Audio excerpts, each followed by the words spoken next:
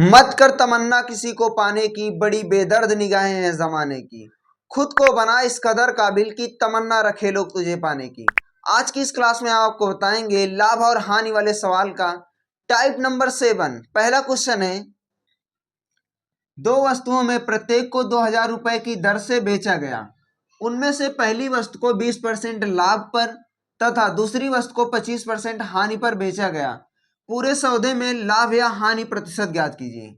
कह रहा है प्रत्येक वस्तु का विक्रय मूल्य 2000 रुपए, पहली वस्तु को 20% लाभ, दूसरी वस्तु को 25% हानि पर बेचा गया। पूरे सौदे में लाभ या हानि प्रतिशत ज्ञात करना है। पहली वस्तु को 20% लाभ पर बेचा गया तो इसका फ्रैक्शन वैल्यू होता है 1/5 अनुपात वैल्यू होता है। जो हमें नीचे दिया जाता है ये हमारा कॉस्ट प्राइस के बराबर होता है। जो हमारा ऊपर दिया जाता है ये हमारा होता है प्रॉफिट या लॉस। अगली वस्तु को 25% हानि पर बेचा गया, 25% हानि पर बेचा गया, जो इसका अनुपात वैल्यू होता है 1/4। तो जो हमें नीचे दिया जाता है हमारा कॉस्ट प्राइस होता है और ऊपर दिया जाता है हमारा प्रॉफिट या लॉस। प्रॉफिट के बारे में बात की जा रही तो ऊपर हमारा प्रॉफिट होता है, लॉस के बारे में बात की जा रही तो ऊपर हमारा क्या होता है, लॉस होता है। तो कॉस्ट प्राइस, ये सेलिंग प्राइस। पहला वस्तु इसे हम कितने में खरीदे हैं, 5 में खरीदे हैं। यहां पर हमें क्या क्या हो रहा है, प्लस लिखा है तो क्या हो रहा है, प्रॉफिट हो रहा है। एक का प्रॉफिट हो रहा है तो इसे हम 6 में बेच रहे हैं। दूसरी वस्तु को हम 4 में खरीद रहे हैं, यहां पर हमें माइनस लिखा है तो क्या हो रहा है, एक का लॉस हो रहा है।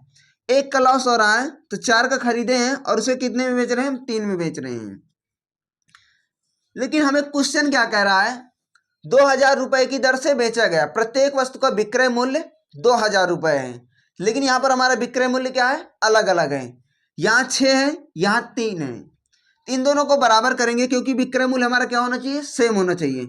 यहां पर हम 2 से मल्टीप्लाई करा देंगे तो 2 से इसमें भी मल्टीप्लाई करा देंगे। अब हमारा विक्रय मूल्य क्या हो गया, बराबर हो गया। तो यहां पर आ गया 5 और 4 दूना 8।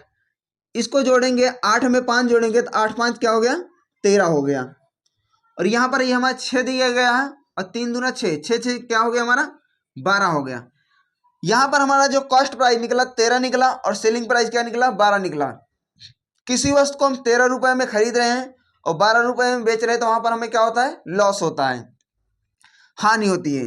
हानि इसका कैसे निकालेंगे, कितने की हमें हानि हो रही है, यहां पर हमें 1 की हानि हो रही है। 1 को हम ऊपर लिखेंगे और 13 को क्या करेंगे, नीचे लिख देंगे और इसको 100 से मल्टीप्लाई करा देंगे तो ये हमारा बन जाएगा प्रतिशत में।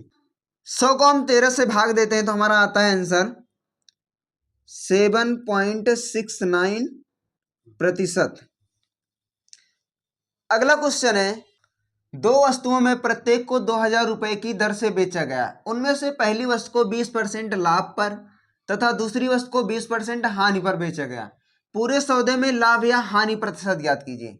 इस क्वेश्चन में खाली हमने परसेंटेज को चेंज किया है। यहाँ पर हमें 20% का लाभ हो रहा है, यहाँ पर हमें 20% की हानि हो रही है। जो हमारा वस्तु का सेलिंग प्राइस है, विक्रय मूल्य है, वो समान है।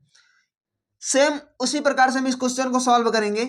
कह रहा है 20% लाभ पर तो इसका होता है 1/5 और कह रहा है 20% हानि पर इसका होता है 1/5। दोनों का सेम होता है तो यहां पर लिखेंगे हम कॉस्ट प्राइस और यहां पर लिखेंगे सेलिंग प्राइस।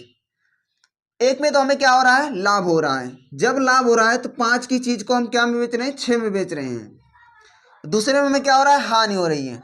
हम 5 की चीज को हम कितने में बेच रहे हैं, 4 में बेच रहे हैं। लेकिन क्वेश्चन कह रहा है हमारा प्रत्येक को 2000 रुपए की दर से बेचा गया। जो हमारा विक्रय मूल्य है वो समान है, लेकिन यहाँ पर विक्रय मूल्य हमारा क्या है, अलग अलग है। इसको हम समान करेंगे तो यहाँ पर हम क्या करेंगे, 2 से मल्टीप्लाई करा देंगे और यहाँ पर हम 3 से मल्टीप्लाई करा देंगे।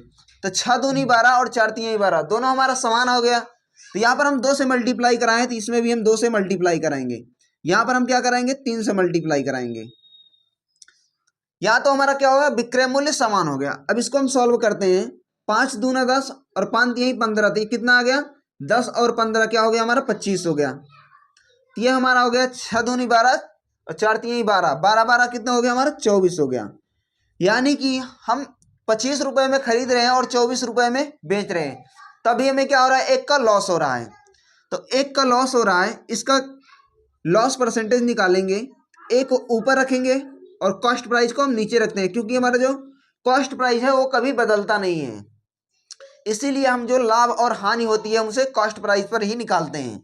इसे हम 100 से मल्टीप्लाई करा देंगे, 25 से भाग करेंगे, 25 से कम 25, 25 से होके 100, तो जो हमारा लॉस निकला वो 4%। इस टाइप के क्वेश्चन को हम शॉर्ट तरीके से भी कर सकते हैं, जब हमारा प्रॉफिट और लॉस का परसेंटेज दोनों बराबर दिया गया हो। इस क्वेश्चन में 20% का प्रॉफिट हो रहा है और 20% का लॉस हो रहा है, तो इसे हम मान लेते हैं x, 20% प्रॉफिट और 20% का लॉस हो रहा है। जब हमें प्रॉफिट और लॉस का परसेंटेज दोनों बराबर होते हैं तो वहां पे हमेशा लॉस ही निकलता है, तो इसका लॉस का जो फार्मूला होता है x² बटे 100। एक्स स्क्वायर जो हमारा x दिया गया है वो हमारा प्रॉफिट और लॉस का क्या है, वो परसेंटेज है, दोनों हमारा बराबर है, इसलिए हम क्या मान लेते हैं, उसे x मान लेते हैं। तो यहाँ पर इसका मान रख देंगे, 20 का कर देंगे स्क्वायर और 100 से भाग करा देंगे, तो 20 का स्क्वायर हो गया 400/100, भाग कराएंगे तो लॉस का जो हमारा परसेंटेज निकलेगा वो हो जाएगा हमारा 4%। सेम इसी तरीके से यहाँ पर भी हमारा 4% आया है, हमें ये सब करने की जरूरत नहीं है। ये फार्मूला हम तब अप्लाई करेंगे जब हमारा प्रॉफिट और लॉस का परसेंटेज दोनों बराबर हों, नहीं तो हमें यही तरीका अपनाना है जो अभी तक इसमें कर रहे थे। बाकी इस वीडियो में यही तक, थैंक यू।